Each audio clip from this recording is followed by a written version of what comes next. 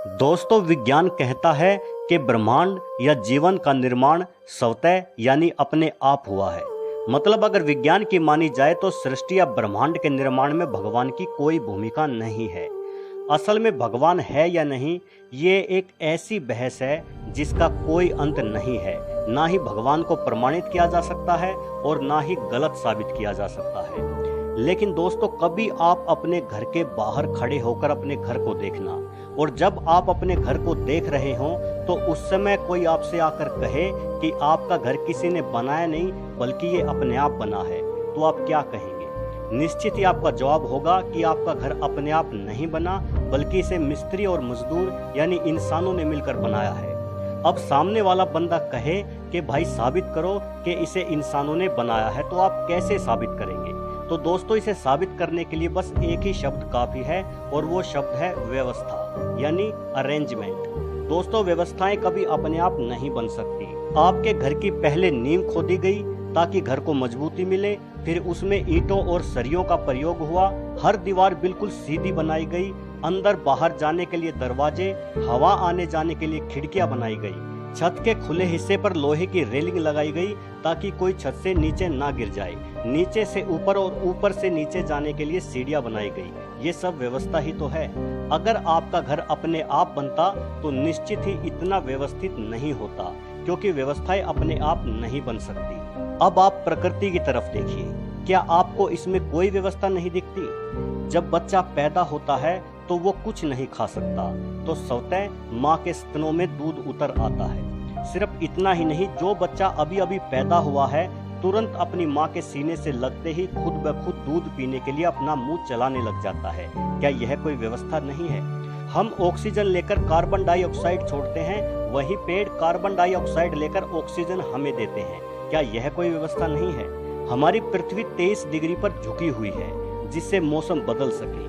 गर्मी पड़ती है तो समुद्र से जलवाष्प उड़कर बारिश होती है और सभी जीव जंतुओं की प्यास बुझती है।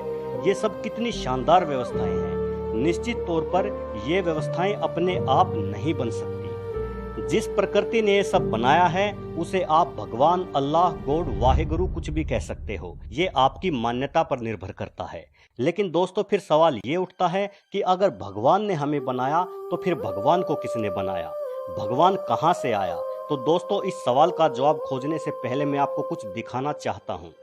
दोस्तों, ये हमारी पृथ्वी है जिसका डायमीटर करीब 13,000 किलोमीटर है। पृथ्वी से करीब 17 गुना बड़ा ग्रह नेपच्यून है। हमारे सौरमंडल का एक और ग्रह शनि हमारी पृथ्वी से करीब 760 गुना बड़ा है। उसके बाद आप बृहस्पति को देखिए, ये हमारे सौरमंडल का सबसे बड़ा ग्रह है। ये इतना बड़ा है कि इसमें एक साथ 1300 पृथ्वी समा सकती है। इसके बाद आता है सूर्य, ये हमारे सौरमंडल का तारा है और इसमें समा सकती हैं 1,30,000 पृथ्वी। है ना हमारा सूर्य बहुत बड़ा? लेकिन अगर आप सूर्य की तुलना सिरियस नामक तारे से करें तो आपको सूर्य भी छोटा दिखाई देगा। लेकिन सिरियस सबसे बड़ा तारा नहीं है, उससे भी बड़ा है पोलक्स।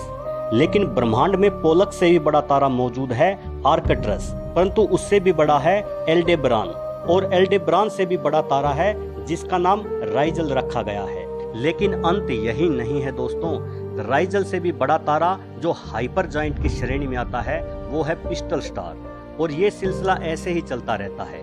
पिस्टल स्टार से बड़ा है एंटेरस, एंटेरस से बड़ा है बेटलजियस, उससे भी बड़ा है वी वाई कैनिस मेजोरिस, और इन सबसे बड़ा है यू वाई स्क्यूटी, और न जाने कितने ही अन्य अरबों खरबों तारे सिर्फ हमारी आकाश गंगा में है। दोस्तों, यह है हमारी आकाश गंगा मिल्की वे। यहाँ से आप देखोगे तो आपको अपनी पृथ्वी लाख गुना जूम करने पर भी दिखाई नहीं देगी। पर दोस्तों, अभी बात खत्म नहीं होती, ये तो बस शुरुआत है। ऐसी ही न जाने कितनी ही आकाश गंगाएं जिनमें अरबों खरबों तारे, सूर्य, ग्रह सब समाये हुए हैं। इन सब से मिलकर बना है हमारा ब्रह्मांड। ये देखिए, ये है हमारा ब्रह्मांड। इतना बड़ा, विशाल, अथाह, या आप जो भी कहें, आपके शब्द कम पड़ जाएंगे इसकी विशालता और व्यवस्था को बयां करने में। ये है हमारा ब्रह्मांड। खैर दोस्तों, अब हम फिर से उसी बात पर आते हैं कि अगर भगवान ने हमें बनाया तो फिर भगवान को किसने बनाया? तो दोस्तों, इसका जवाब देना नामुमकिन है, लेकिन फिर भी जवाब बड़ा सीधा है। दोस्तों, अगर आप गधे को ये समझाओगे कि थॉमस एडिसन ने बल्ब कैसे बनाया तो वो नहीं समझ पाएगा। अगर आप गधे को ABCD सिखाओगे तो इन 26 अक्षरों को वो नहीं सीख पाएगा। ठीक वैसे ही इस ब्रह्मांड की विशालता और व्यवस्था के सामने हम गधे हैं। हम ये कभी नहीं समझ पाएंगे कि भगवान क्या है और उसने सृष्टि की रचना क्यों की है। भले ही भगवान ने हमें सभी जीवों से ज्यादा समझदार बनाया है, लेकिन भगवान ने हमें इतनी समझदारी नहीं दी कि हम ब्रह्मांड के रहस्यों को सुलझा सकें। खुद को गधा कहलवाने पर बुरा मत मानना दोस्तों, पर सच कहूं मुझे तो ऐसा लगता है कि हम गधे से भी ज्यादा गए गुजरे हैं, क्योंकि हम भगवान को लेकर आपस में ही लड़ते रहते हैं। हर धर्म के लोग कहते हैं कि मैं अपने धर्म की रक्षा कर रहा हूँ, अपने भगवान की रक्षा कर रहा हूँ। अरे भाई, तू उसकी रक्षा कर रहा है जिसने ये विशाल ब्रह्मांड बनाया। अरे भाई, इस सृष्टि में तेरी हैसियत ही क्या है? एक कीटाणु है तू, कीटाणु। तुझे क्या लगता है कि जो पल भर में तुझे खाक में मिला सकता है उसे तेरी रक्षा की जरूरत है? कोई कहता है यहाँ राम मंदिर बनेगा, तो कोई कहता है नहीं यहाँ मस्जिद बनेगी। अरे कीटाणुओं, नहीं जरूरत है उसे तुम्हारे मंदिर या मस्जिद की। नहीं आएगा वो तेरे मंदिर में या तेरे मस्जिद में रहने। वहाँ कोई अनाथ आश्रम बना लो भाई, बेसहारा बच्चों को सहारा मिल जाएगा और तुम्हारी लड़ाई भी खत्म हो जाएगी। मुस्लिम हिंदुओं को काफिर बोलते हैं और हज पर चले जाते हैं। हिंदू अल्लाह को कोसते हैं और कावड़ लेने चले जाते हैं। हद है यार, मतलब हद है। तुम उसी की पूजा करते हो, उसी की फरियाद करते हो और उसी को गालियां भी देते हो। भगवान, गॉड, अल्लाह, वाहेगुरु, पता नहीं ये है भी कि नहीं, लेकिन अगर ये हैं तो ये सब अलग अलग नहीं हैं। ये एक ही इकाई के नाम है जो कि तुम लोगों ने रखे हैं। उसने कभी अपना नाम नहीं बताया, तुम लोगों ने ये नाम रखे हैं और फिर उन्हीं नामों को लेकर दंगे करने लग जाते हो और खुद को गधे से ज्यादा समझदार बतलाते हो। भाई, भगवान को ना तेरे मंदिर की जरूरत है, ना तेरे मस्जिद की, ना तेरे गुरुद्वारे की, ना तेरे चर्च की। ना उसे तेरी पूजा पाठ की जरूरत है, ना तेरी नमाज की। ना उसे तेरी चद्दर की जरूरत है, ना तेरे चढ़ावे की। उसी की बनाई गंगा का जल तू उसी पर छिड़कता है और उसी की बनाई प्रकृति से फूल तोड़कर उसी पर चढ़ाता है और सोचता है कि अब भगवान खुश हो जाएगा। नहीं भाई, नहीं होगा, बिल्कुल नहीं होगा। वो खुश तब होगा जब तू भगवान की पूजा करके उसी के बनाए मुसलमानों को नहीं कोसेगा, या तू नमाज अदा करके उसी के बनाए हिंदुओं को भी प्यार और सम्मान से देखेगा। वो तब खुश होगा।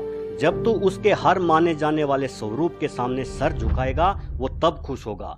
फिर चाहे वो स्वरूप अल्लाह का हो, चाहे भगवान का हो, चाहे वाहेगुरु का हो, चाहे गॉड का हो, क्योंकि भले ही वो स्वरूप इंसानों की कल्पना हो, लेकिन है तो उस परमात्मा को याद करने का जरिया ही। दोस्तों, जो लोग धर्म के ठेकेदार बने बैठे हैं और मजहब के नाम पर दंगे करते हैं, अगर मेरी इस वीडियो से उनमें से एक का भी हृदय परिवर्तन हो जाए तो मैं समझूंगा कि मेरी इस वीडियो बनाने की मेहनत सफल हो गई। भाइयों, अब भी समझ जाओ, अब भी मौका है, नहीं तो यह स्वर मान्य सत्य है कि जिसके नाम पर तुम झगड़ा करते हो, एक दिन जाना तो आखिर उसी के पास है। कैसे जाओगे, क्या मुंह लेकर जाओगे? याद रखना मेरे भाइयों, उसकी लाठी में आवाज नहीं होती। तुम्हारे महल चौबारे यहीं रह जाएंगे सारे, अकड़ किस बात की प्यारे, अकड़ किस बात की प्यारे, ये सर फिर भी झुकाना है। सजन रे झूठ मत बोलो, खुदा के पास जाना है। न हाथी है न घोड़ा है, वहाँ पैदल ही जाना है। सजन रे झूठ मत बोलो, खुदा के पास जाना है।